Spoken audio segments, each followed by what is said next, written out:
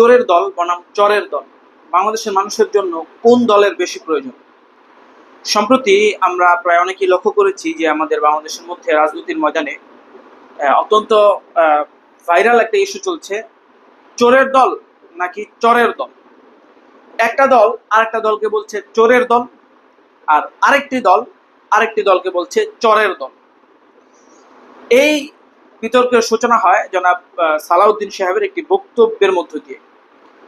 বিএনপির এই প্রবীণ নেতা জনাব সালাউদ্দিন আহমদ সম্প্রতি বিএনপির একটা রাজনৈতিক প্রোগ্রামের মধ্যে ইসলামী আন্দোলন বাংলাদেশকে উদ্দেশ্য করে ইঙ্গিত করে চরের দল এই শব্দটি উচ্চারণ করেন। তিনি বলেন যে একটা দল সোহরাওয়ার্দী উদ্যানে অন্য কয়েকটা দলকে নিয়ে সমাবেশ করেছে, পিয়ার পদ্ধতি চায়, হ্যান করছে ত্যান করছে, অনেক কিছু করছে। চরের দল তারা তো বিগত 15.5 বছর আওয়ামী লীগের শাসন আমলে আওয়ামী লীগের নির্বাচনগুলোতে অংশগ্রহণ করে নির্বাচনকে বৈধতা দেওয়ার জন্য বাতাস করেছে হাত পাখা দিয়ে। এমন নানান রকম ইঙ্গিতে ইনিয়ে বিনিয়ে অনেক কটাক্ষ ইসলামী আন্দোলন বাংলাদেশের প্রতি জনাব সালাউদ্দিন আহমদ সাহেব করেছেন। তার এই বক্তব্যকে ইসলামী আন্দোলন বাংলাদেশের পক্ষ থেকে রাজনৈতিক শিষ্টাচার বহির্ভূত বলে বলা হচ্ছে।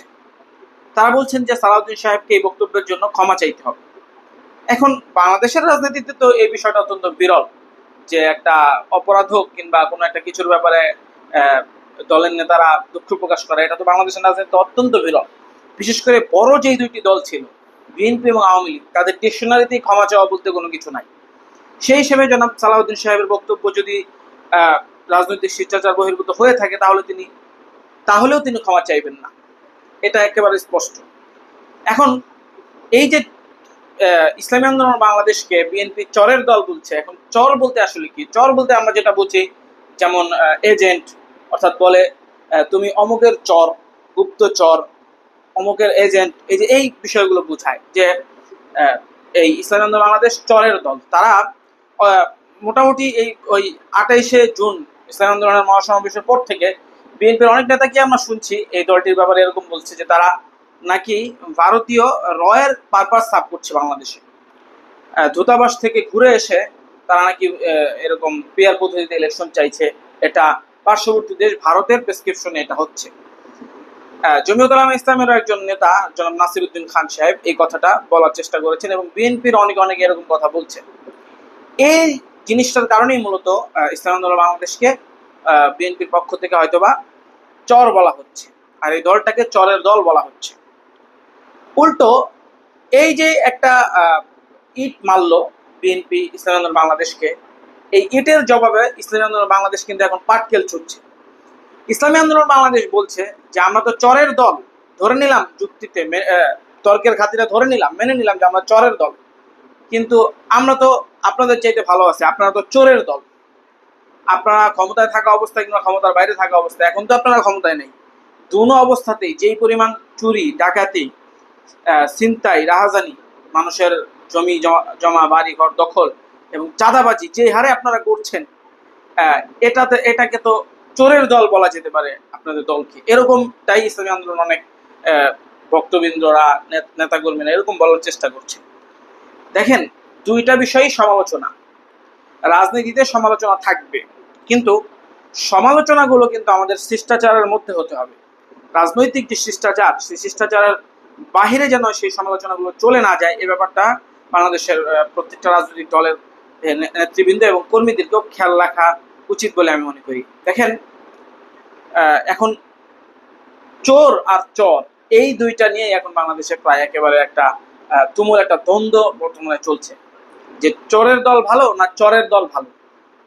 যারা ইসলামী আন্দোলন বাংলাদেশকে চরের দল বলেছে তারা বলছে যে এই চরের দলের চেয়ে আমরা ভালো। এই চরের দল এগুলো কি করেছে? এগুলো শুধু আওয়ামী লীগের দালালি করেছে, সেই আমলে ভোটকে বৈধতা দেওয়ার জন্য পাখা দিয়ে বাতাস করেছে। আর উল্টো দিকে ইসলামী আন্দোলন বাংলাদেশ তাদেরকে বলছে যে এরা তো চোরের দল, এই চোরের দলের চাইতে আমরা অনেক ভালো। যেই দলের কাছে বাংলাদেশের মানুষ নিরাপদ না, বাংলাদেশের মানুষের জান মাল নিরাপদ না, এই দল বাংলাদেশে রাজনীতি করতে এসছে, যাদের জন্য রাজনীতি করতে এসছে তারা যদি নিরাপদ না থাকে তাহলে তারা কাদের জন্য রাজনীতি করছে? রাজনীতির উদ্দেশ্য আসলে কি? উদ্দেশ্য মূলত কিছুই না, এগুলো হচ্ছে চুরি চামারি করা। এই দলটাই হচ্ছে চোরের দল। এই যে পাল্টা অভিযোগ, চোর ভালো না চর ভালো, এই দুইটা দলের মধ্যে আসলে কাদেরকে বাংলাদেশের মানুষের জন্য বেশি প্রয়োজন? চোরদেরকে বেশি প্রয়োজন নাকি চরদেরকে বেশি প্রয়োজন? দেখেন, চোর চর যে যেটাই বলুক, যে যাকে যেভাবে আক্রমণ করুক, দিন শেষে সবাই কিন্তু বাংলাদেশের রাজনৈতিক দল এবং সবাই ফেসিবাদ বিরোধী মিত্র।